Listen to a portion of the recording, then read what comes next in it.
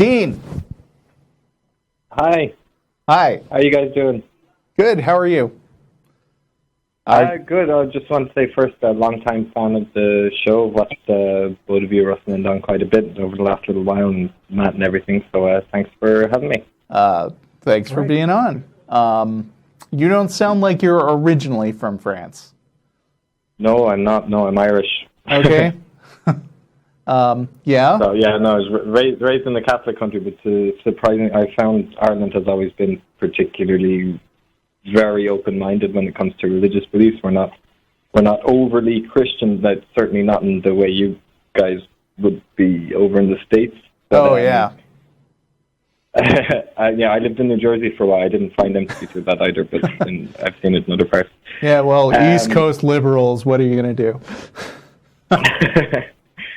But right now I'm living in this country that is supposed to be it's supposed to have a separation of church and state, and I'm finding it really, really, really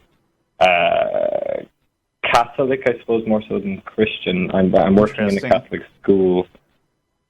Yeah, it's a strange one for me. I don't know if it's because they don't have the same connection with the government. I don't know what it is, whether they feel the need to push it more because they don't have the same influence. At the end of the day, religion is culture, and it sort of pervades various countries' cultures. And the Constitution or whatever may be secular in nature, but you can't sort of erase that culture, and that may just be there forever. I know Spain used to be very Catholic, and it's becoming a lot more secular, and France too, and it's just going to be a process.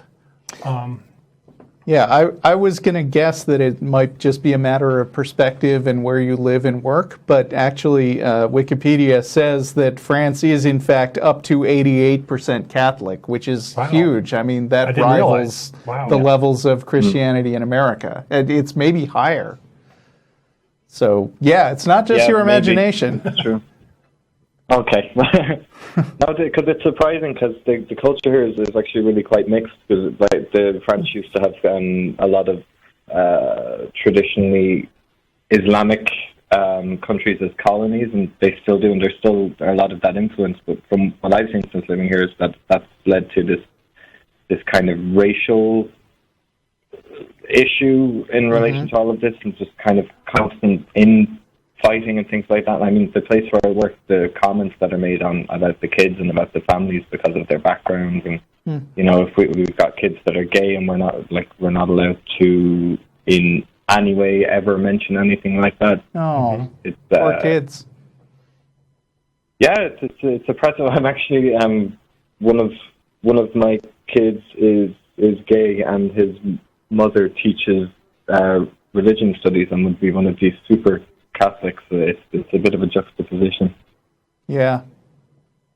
Well, but I get one of the main reasons that I was calling about that is that, well, since I've been here, you guys were talking about cognitive dissonance a little while ago, and I know that term really well. So I was a butcher for 7 years, and I've since become a vegan through my studies of everything for ecological reasons and ethical reasons and stuff like that. So I end up using the cognitive dissonance things like quite a lot in a similar way. But in terms of the religious aspect of things, I don't know whether I would class myself as an atheist or not. I've been wondering about that for a while. So I've been watching you guys for about 8 months, I would say. And I have a friend who's super atheist. Yeah, I mean, there are different levels of how seriously you can take it, but for us, we generally say the litmus test is basically, do you actively have a belief in God? If not, you're an atheist. Okay, well then in that case I'd be an atheist. Well, there you go. That was one of my questions.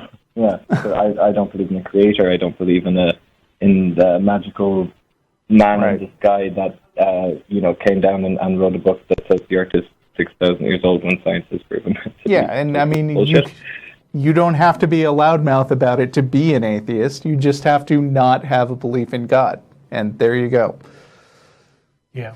So In that case, because I talk about this a lot with my friend, because there was two issues that I want to talk about with him. But I know you guys don't have a lot of time. She's got another caller. Yeah. But one of my things with that is that what is your take on believing in the esoteric side of things while still being an atheist? What in particular? You mean like supernatural things? Not necessarily supernatural. Like I don't mean going around like putting garlic under your bed because you're afraid vampires are going to come in.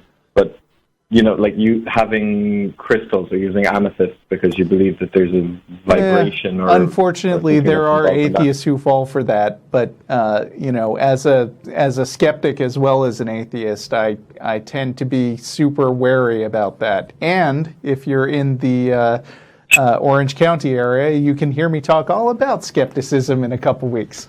Well, and to amplify that a little bit, there is put online.